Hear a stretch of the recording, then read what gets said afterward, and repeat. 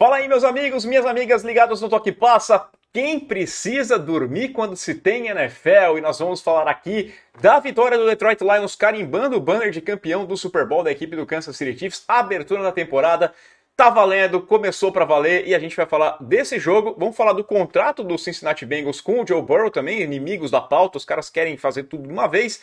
E falar do que vem aí no final de semana. Então se liga aqui no Toque Passa. Deixa aquela curtida, valorize aí quem dorme tarde, acorda cedo para falar de futebol americano, se inscreve no canal, compartilhe o canal, se puder ajudar um pouquinho mais ainda, faça parte do nosso clube de membros. Ontem teve uma noite especialíssima com duas lives, né, porque a primeira live caiu, a gente abriu uma segunda e foi muito bem, tivemos o sorteio das camisas da Fanática, da réplica da Deduk, já postei na comunidade lá, né, na aba comunidade, quem ganhou para entrar em contato com a gente fazer a entrega dos prêmios. Mas ainda tem mais prêmios aí, cara. Tem grupo no Telegram para quem faz parte do clube de membros. Com 150 membros, vou sortear mais uma camisa oficial de um time da NFL. Então, faça parte do clube de membros. Conheça a Fanatic Sport Nation, nossa loja parceira. Aqui embaixo tem link e tem cupom de desconto. E também abra sua conta na BetMais, você que gosta de fazer apostas. Eu ganhei uma graninha. No meio da tarde, fui lá e meti um dinheirinho na equipe do Detroit Lions. E já ganhei uma graninha para curtir o final de semana mais sossegado. Abra sua conta na BetMais com o link do Toque Passa aqui embaixo, teremos novidades.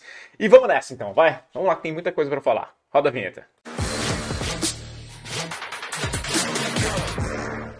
Vamos lá então falar dessa vitória do Detroit Lions 21-20 contra o Kansas City Chiefs no Arrowhead Stadium. Grande jogo, um pouquinho de ferrugem dos dois lados, acho que o jogo não engatou, né? Até acabei perdendo dinheiro nesse over-under, eu tinha apostado no over, não foi aquela pontuação toda monstra que eu imaginava, mas foi uma boa partida. Foi uma boa partida com destaque dos dois lados. Vou falar que eu gostei demais dos Lions, time que terminou bem a temporada, a galera comprou o hype, tinha muita torcida dos Lions lá no Arrowhead Stadium e os caras saíram felizes. Eles foram lá, mostraram que vão seguir aquele caminho, tá? Não é um time fogo de palha, não. De fato vai brigar, né? Tem muito caminho pela frente ainda, claro. Mas a primeira impressão foi muito positiva. Já os Chiefs, calma, não é o fim do mundo, mas mostra algumas coisinhas que a gente vem falando, e não vou falar que é a torcida do Chiefs, mas algumas pessoas às vezes acham que a gente está duvidando do Mahomes, e ontem ficou bem claro, não é duvidar do Mahomes, mas existe até um certo limite que o quarterback consegue ir, né? Ele consegue carregar uma galera até um certo ponto, mas como diria a grande filósofa Gisele Bündchen, não tem como fazer o passe e a recepção, pelo menos para o Mahomes ainda, eu não sei, daqui a pouco é capaz dele inventar essa, mas não tem como ele passar a bola para ele mesmo. E na hora do vamos ver, faltou colaboração com o Mahomes. Ele conseguia encontrar o espaço, ele conseguia encontrar jogadores livres ali no meio de campo, mas drops, olha, malditos, tá? Ele tentou passe para 12 alvos diferentes, conectou com 11, mas foram 8 drops, né? 4 do Kadarius Toney, e é claro que um deles foi determinante, né? Um que acabou virando uma pick six do Brian Branch, um retorno para touchdown de 50 jardas, no momento em que os Chiefs tinham muito potencial de acabar com a partida, né? Porque foi no terceiro quarto, tinham ido para o intervalo com 14-7, tiveram a bola no começo do segundo tempo, foram para o punch, mas os Lions também responderam com um punch. E ali é aquela hora de gastar relógio, quem sabe pontuar, mais um touchdown, 21-7, dava aquela arrefecida e você tinha todo o espaço para garantir uma vitória. Mas foi um drop. O Mahomes nunca tinha passado uma interceptação numa semana 1, e eu vou dizer que ele nunca passou. Ele não passou, porque ali é tudo culpa do Kadarius Toney. A gente tem que mudar até essa estatística, né? Cai lá como pick six do Mahomes, terceira pick six da carreira do Mahomes. E a culpa não é dele, a bola estava na mão do Toney. Assim, é bizarro imaginar que ele não fez aquela recepção. E aí tivemos alguns outros drops, né? Do Toney também, situação que era para ser primeira descida, do McKinnon, numa outra situação clara de primeira descida. Várias vezes o Mahomes conseguia esticar as jogadas, fugia da pressão, a pressão estava chegando, ele conseguia encontrar um caminho ali, achava uma pecinha, passinho passe, e não conectava. E aí vai fazer o quê? Não é duvidar do Mahomes, é o problema. O Travis Kelce não jogou, claro, né? Ficou fora, e presta atenção, estava com o joelho inflamado, volta aqui para frente, mas até que ponto você vai confiar sua temporada toda num jogador que tem 33 anos já, né? É o tight end de 33 anos, é um cara que toma uma pancada, é um cara que pode ter lesões, e ele precisa ter ajuda. Não pode ser um cara só. O ano passado perdeu o Tyreek Hill e o time foi para frente e conseguiu funcionar, mas com o Kelce fazendo uma grande temporada. E aí, na primeira amostra sem ele, fica claro que falta alguém. Na defesa, o Chris Jones também não jogou, estava assistindo o jogo no camarote. Eu acho que a ausência dele foi até menos sentida do que eu esperava. Eu gostei do Karlaftis, do Michael Dana, o Zoma também fez uma boa partida, conseguiram levar pressão, conseguiram algumas boas jogadas, conseguiram ajudar o trabalho da secundária. O Trent McDuffie conseguiu forçar um fumble que parecia até mudar o momento ali para os Chiefs, né? Tava 7-7, tinha sido o primeiro touchdown da equipe dos Lions, os Chiefs responderam logo em seguida com um touchdown também.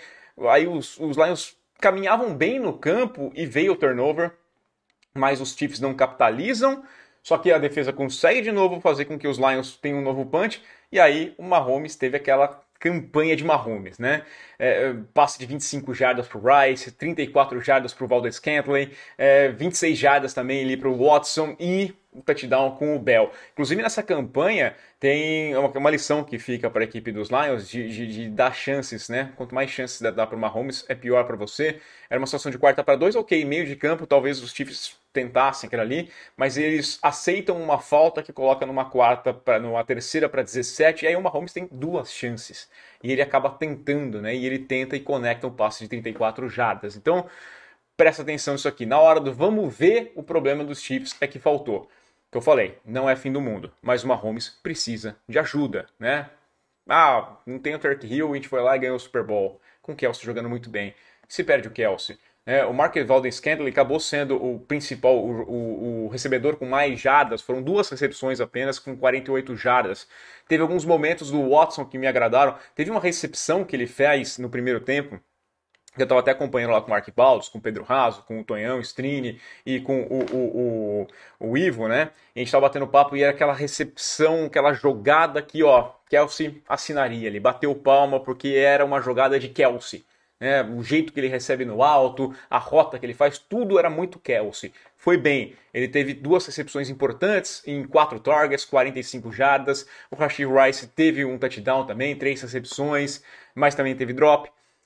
O Blake Bell teve recepção de touchdown, mas é pouco, tá? Eu acho que não é, a gente não pode confiar. Tem até um certo ponto do caminho que o quarterback leva, mas ele não vai, né, carregar. Nem Noé carregou tanto animal junto. Falando do lado vencedor, eu gostei da atitude da equipe do Detroit Lions. A gente tem que falar que o Dan Campbell encarou em algumas situações aquela linha ali da coragem da burrice, né? Primeiro ele foi bem recompensado, começou com 3 and out de Detroit, e aí depois vem o punch dos Chiefs, e aí os Lions arriscaram uma 4-2 na linha de 17, campo de defesa, mas primeiro tempo tinha 5 minutinhos de jogo só, e eles foram lá para um fake punch e conseguiram first down. Eu entendi que assim, é um jeito de mostrar, não, eu vim aqui para ganhar, né? Passar aquela mensagem. Primeiro tempo, se eu tomar o touchdown, o jogo tá 0-0, né? Se a bola for para os Chiefs não conseguir, ok, eu vou me recuperar depois. Mas se eu conseguir, eu vou passar uma mensagem. Falando, que eu vim para ganhar, tá? A jogada acabou sendo first down. Depois os Lions fizeram uma grande campanha, campo abaixo e conseguiram o touchdown. Tiveram a resposta rápida, né? E aí, igualdade 5 minutos depois. Mas eu entendi. A intenção era essa. Passar um recado. Vou vencer. Começo de jogo. Mas depois, lá no final da partida, teve algumas situações, não gostei aceitar aquela falta, e aí no final do jogo, 21-20, era 4ª descida na linha de 45 jardas do campo ofensivo, faltando 2 minutos e pouco no relógio, um punch é curto, um field goal é longo, aceita uma falta, coloca uma Mahomes de costas para a parede, né? E aí ele vai lá e tentou a 4ª descida, e se deu mal. Não é sorte, né? Mas assim, um bom trabalho da defesa conseguiu evitar um dano maior. Mas ali tinha muito potencial, tivesse o Kelce, e não faltaram passes bem conectados, e aí ele contou muito com a sorte com a sorte da ruindade de um Kadarius Toney, por exemplo, né? Que comeu um pastel de queijo ali na hora e fez alguns drops malditos, mas ali tinha grande chance do Mahomes caminhar, gastar o relógio e chutar um field goal da vitória.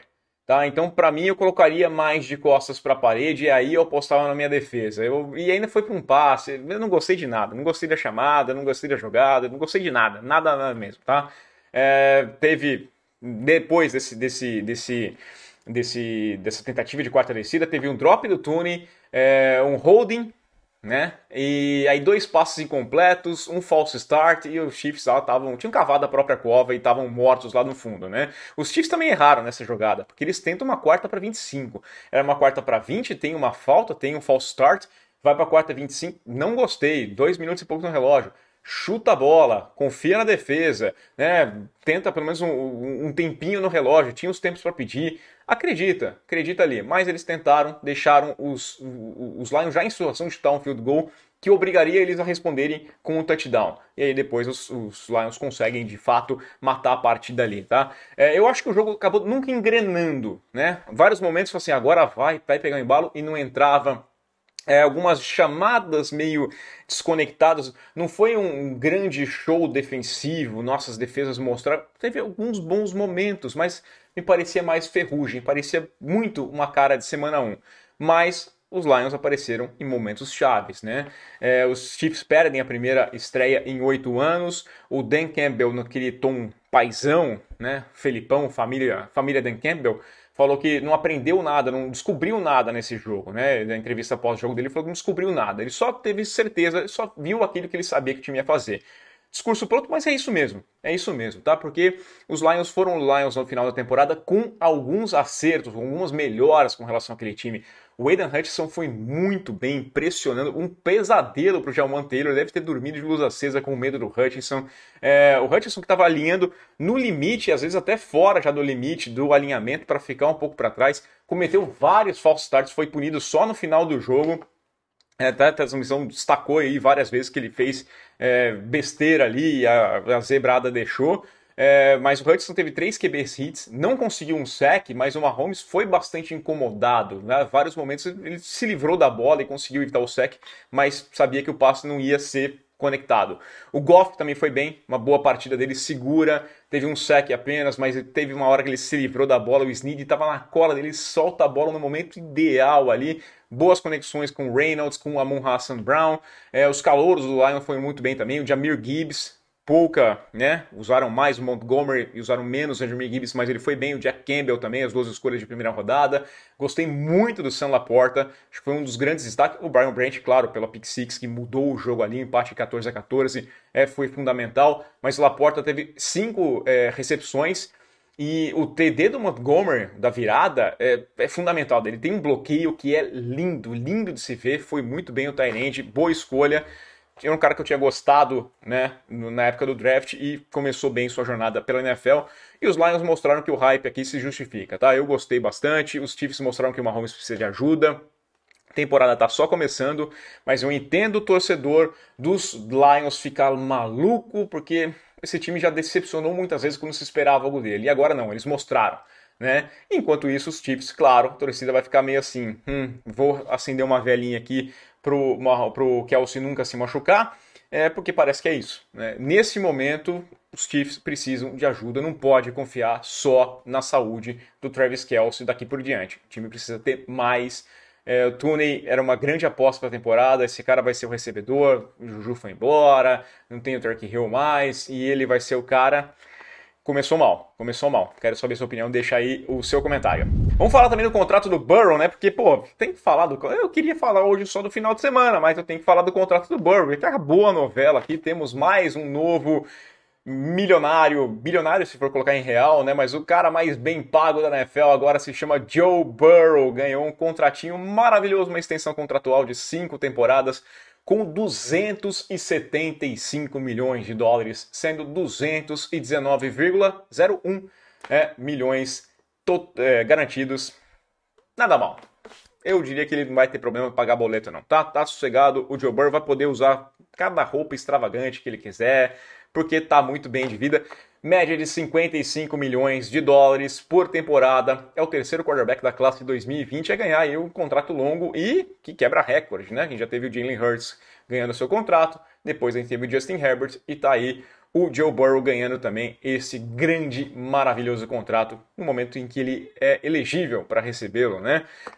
O maior contrato sempre é o próximo, e a gente traz aí a estatística, é muito legal, né? Dia 24 de abril, o Hurts vai lá e assina por 51 milhões por temporada. Dia 4 de maio, o Lamar Jackson vai lá e assina por 52.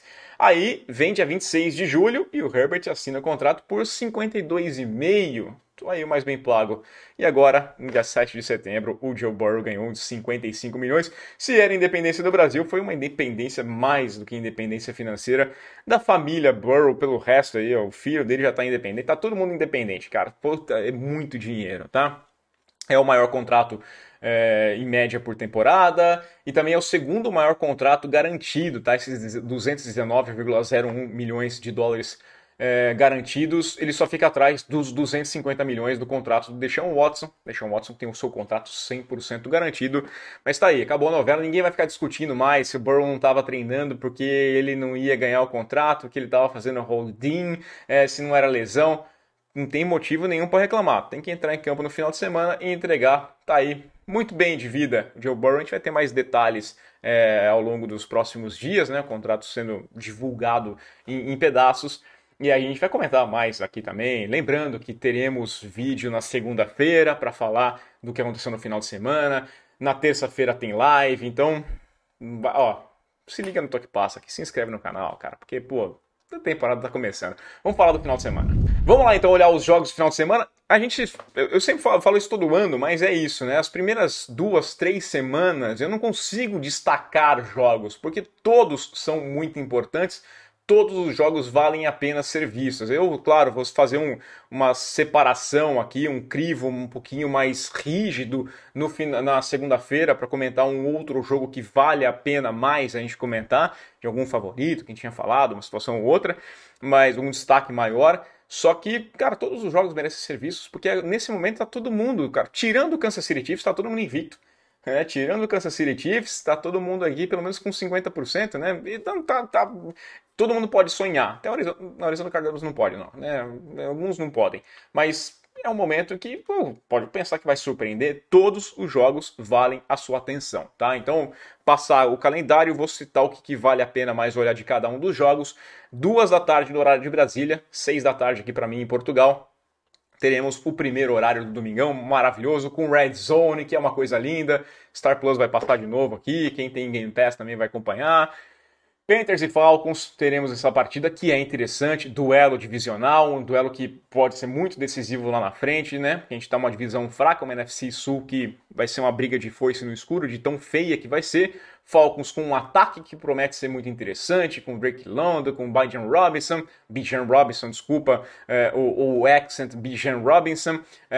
Teremos peças, eu quero ver o Desmond Ridder e o Panthers, né, com o Bryce Young, a primeira escolha do draft, mas sem linha ofensiva, mas eu quero ver o que vai acontecer, né? Na pré-temporada sofreu bastante, quero ver agora quando tiver para valer. Nesse mesmo horário teremos os Ravens contra os Texans. Aqui tem um favoritismo claro da equipe dos Ravens, né? Eu acho que os Falcons vencem os Panthers, acho que é favorito. Vou dar um palpitinho aqui, depois eu vou botar na aba comunidade, acho que até nesse sábado aqui ou no domingo de manhã eu coloco todos os meus palpites para a gente seguir o que a gente imagina. Os Ravens vão encarar os Texans, são favoritos. Quero ver esse ataque dos Ravens com o Lamar Jackson. O Odell tá aparecendo na Injury Report, né? Não sei como é que vai estar a situação do Odell enquanto eu estou gravando, mas tem peças para fazer um ataque interessante. Tem que entregar, ganhou o contrato, precisa entregar bem o Lamar Jackson, enquanto os Texans têm que se arrumar. É o começo, CJ Stroud, né, quarterback novo, faltando muita peça, começo do trabalho da Mac Ryan, a responsabilidade está toda para cima dos Ravens. Nesse mesmo horário, Browns e Bengals, né, o jogo acontecendo lá em Cleveland. Os Browns é um time que me deu um hype antes de começar a temporada, pode vir alguma coisa aqui. A pré-temporada eu não curti tanto assim, mas eu tô curioso para ver como é que vai ser o Deshaun Watson, como é que vai entregar esse time, se essa defesa vai conseguir gerar a pressão que a gente imagina, enquanto os Bengals tem aí a volta do Burrow depois da lesão, grande contrato. O ano passado começou lento, e isso aí custou caro lá no final da temporada, né? Porque aí o time não briga pelo seed número 1 porque tinha começado mal, então precisa começar mais focada a equipe do Cincinnati Bengals. É um jogaço, inclusive vai estar na tela da ESPN 2, tá? E também do Star Plus. Colts e Jaguars, Jaguars como favorito? Acho que os Bengals favoritos. Jaguars como favoritos contra os Colts. Os Colts um time com Anthony Richardson, calouro, quero ver jogar, mas com muitos problemas, muitas brechas ainda para se resolver, enquanto o Jacksonville Jaguars é um time que vem numa crescente, né? Que terminou bem a temporada passada, que poderia ter disputado a final da AFC de novo, o pessoal apostando no trabalho do Doug Peterson, do Trevor Lawrence, vale a pena acompanhar. Vikings e Buccaneers, destacado o favoritismo dos Vikings. É um time que precisa ser mais confiável do que no passado, que era muito no limite, ganhou muitos jogos, mas muitos jogos apertados, e quando perdia de lavada, vai pegar um adversário fraco. O Buccaneers, para mim, é um desastre completo, candidato aí a first pick. Saints e Titans, dois times interessantes. Saints é um time que pode brigar por playoff, né? Que pode brigar pela divisão. Acabou nas minhas contas ganhando a divisão na minha previsão. Enquanto os Titans, a gente não sabe muito bem. É um time que pode ser muito bom ou muito ruim. A gente não sabe o que vai virar com o Ryan Tannehill jogando. Eu acho que vai ser competitivo. Com o Vrabel, o time sempre vai ser competitivo. Vou colocar até por jogar em Nova Orleans os Saints como favoritos. E nesse mesmo horário também, 2 da tarde de Brasília, convido todo mundo a ligar na tela da ESPN 3. Estarei lá com Vinícius Moura para Steelers e 49ers, que para mim é o melhor jogo do primeiro horário. Não é brincadeira não, esse jogo aqui já era o meu favorito antes de eu ser escalado para comentar, porque o Steelers é um timaço, é um time que deu um hype muito grande durante essa pré-temporada, né? Foi muito bem. O Tomlin tem muitos jovens talentos que podem render, o time pode crescer bastante, enquanto os 49ers tem um favoritismo aí, né? Eu vejo ainda os 49ers como um time melhor, como favoritos a ganhar esse jogo, mas os Steelers podem aprontar, né? Tá lá com o trato novo do Bosa, quero ver o Brock Purdy, é imperdível. É um jogo que tem todos os detalhes para você assistir. E aí tem Commanders e Cardinals, que talvez seja jogo menos atrativo, né? Commanders não acho que vai ser um time para brigar alguma coisa, os Cardinals é um desastre, mas quero ver essa primeira partida lá em Washington na era pós-Dan Snyder. No segundo horário, 5h25 de Brasília, às 9h25 da noite aqui para mim, só jogão também, Bears e Packers, dispensa apresentação, os Bears. Eu acho que os Bears são favoritos nesse jogo, por mais que eu goste dos Packers, goste do que eu tenha visto na pré-temporada, porque esse jogo tá circulado ali nos Bears há 200 anos, né? Tudo que eles perderam, tudo que eles sofreram na mão do Aaron Rodgers, eles querem pagar agora. Eu sei que o Jordan Love foi bem, tem algumas dúvidas com relação aos Bears, mas esse é o Super Bowl dos Bears. Começar vencendo os Packers, eles estão felizes. Eles, lógico, é um time que vai brigar por playoff, mas esse jogo eles estão levando de uma forma impressionante. Claro que os Packers também levam, querem vencer, querem acabar com a história dos outros, falar que não, a gente continua dono de vocês, fica tranquilo, só mudou o proprietário, mas a gente vai seguir comandando vocês, mas eu vejo um pequeno favoritismo dos Bears pelo sangue no olho, né? A torcida vai levar isso aqui. Broncos e Raiders, dois times que decepcionaram no ano passado e que precisam entregar. Vejo o favoritismo dos Broncos, Sean Payton, o Russell Wilson quer mostrar que também de boa, enquanto os Raiders são uma bagunça, né? McDaniels criando confusão atrás de confusão por lá. Vejo o favoritismo dos Broncos. Chargers e Dolphins, dois times que foram para os playoffs. Se Broncos e Raiders decepcionaram, esses dois times chegaram na pós-temporada e querem dar esse passinho além. É uma partida que pode ser importante na briga por wild card lá no final da temporada. E claro, esses dois times sonham ganhar a divisão também, mas no wild card é importante ter esse confronto direto. Chargers, por jogar em casa, eu vou dar um leve favoritismo, mas eu não gosto do Brian Staley, então Dolphins podem aprontar. Um favoritismo de 51-49 para a equipe dos Chargers.